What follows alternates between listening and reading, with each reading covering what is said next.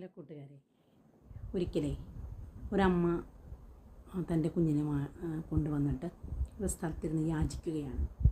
അപ്പോൾ ആ മകൻ അമ്മയോട് ചോദിക്കുകയാണ്, അമ്മേ, ദൈവം നമ്മളെ മാത്രം ഇങ്ങനെയാക്കിയത് എന്തുകൊണ്ടാണ്? കാരണം അവനെ സംബന്ധിച്ച് കാലത്ത് എഴുന്നേൽക്കുന്നു, അമ്മ എന്തെങ്കിലും കൊടുക്കുകയാണെങ്കിൽ അത് ഭക്ഷിക്കുന്നു, നേരെ അവർ എവിടെയെങ്കിലും വന്നിരുന്ന് യാചിക്കുന്നു. രാത്രിയാകുന്നവരെ യാചന കഴിഞ്ഞ് ആ കിട്ടുന്ന പണം കൊണ്ടാണ് അവർ കുടുംബം പുലർത്തുന്നത്. അപ്പോൾ ആ അമ്മ പറഞ്ഞ നല്ലൊരു മറുപടി,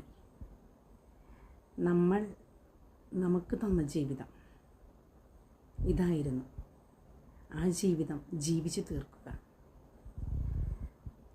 നമുക്ക് തന്ന ജീവിതത്തിൽ നമ്മൾ പഴിക്കാതിരിക്കുക. സാഹചര്യങ്ങൾ എന്തുമായിക്കോട്ടെ, മനസ്സ് നല്ലതാണെങ്കിൽ നമുക്ക് മുന്നേറാനായിട്ട് സാധിക്കും. അപ്പോൾ അവൻ ചോദിച്ചു, അമ്മേ, എനിക്കും ആഗ്രഹങ്ങളില്ലേ? എനിക്ക് നല്ല ഉടുപ്പ് ഇടണമെന്ന് ആഗ്രഹമുണ്ട്, നല്ല ഭക്ഷണം കഴിക്കണമെന്ന് ആഗ്രഹമുണ്ട്. മറ്റുള്ളവർ കഴിച്ചതിൻ്റെ ബാക്കി എനിക്ക് കിട്ടുന്നു. മറ്റുള്ളവർ ഇട്ട് തരുന്ന തുട്ടുകൾ, ചില്ലറ തുട്ടുകൾ, അതുകൊണ്ടാണ് നമ്മൾ ജീവിച്ചു പോകുന്നത്. അമ്മേ നമ്മൾ പണക്കാരാവുക. അമ്മ വീണ്ടും മകനോട് പറയാണ്, മകനെ, പയ്യെ തിന്ന പനയും തിന്നാം. ആയതിനാൽ നീ ഒരു കാര്യം ചെയ്യണം. നിനക്ക് കിട്ടുന്ന തുട്ടുകളിൽ നിന്ന് നിന്നേക്കാളും കഷ്ടത അനുഭവിക്കുന്ന ഒരുപാട് പേരുണ്ട്. അവരുടെ ജീവിതങ്ങളിലേക്ക് നീ കണ്ണോടിക്കണം. അത് കഴിഞ്ഞിട്ട് നീ ഒന്ന് ജീവിക്കാൻ തുടങ്ങും.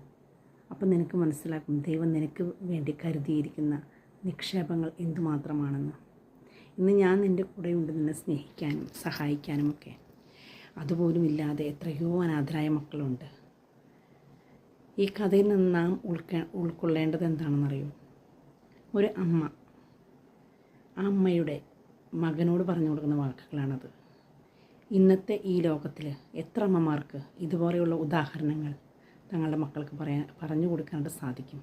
എത്ര അപ്പന്മാർക്ക് തങ്ങളുടെ മക്കളെ നേർവഴിക്ക് കൊണ്ടുവരാൻ സാധിക്കും? ഈ ലോകത്ത് ഒരുപാട് കുഞ്ഞുങ്ങൾ ഓരോ നിമിഷവും വഞ്ചിക്കപ്പെടുന്നുണ്ട്. ജീവിതം താറുമാറായി പോകുന്ന, ആരോടൊന്നും പറയാൻ പറ്റാതെ സ്ട്രഗിൾ ചെയ്യുന്ന ഒരുപാട് കുഞ്ഞുമക്കൾ നമ്മുടെ ചുറ്റുമുണ്ട്.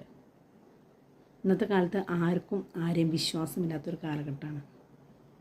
ആയതിനാൽ നമ്മുടെ കുഞ്ഞുങ്ങളെ ചേർത്ത് പിടിക്കുക.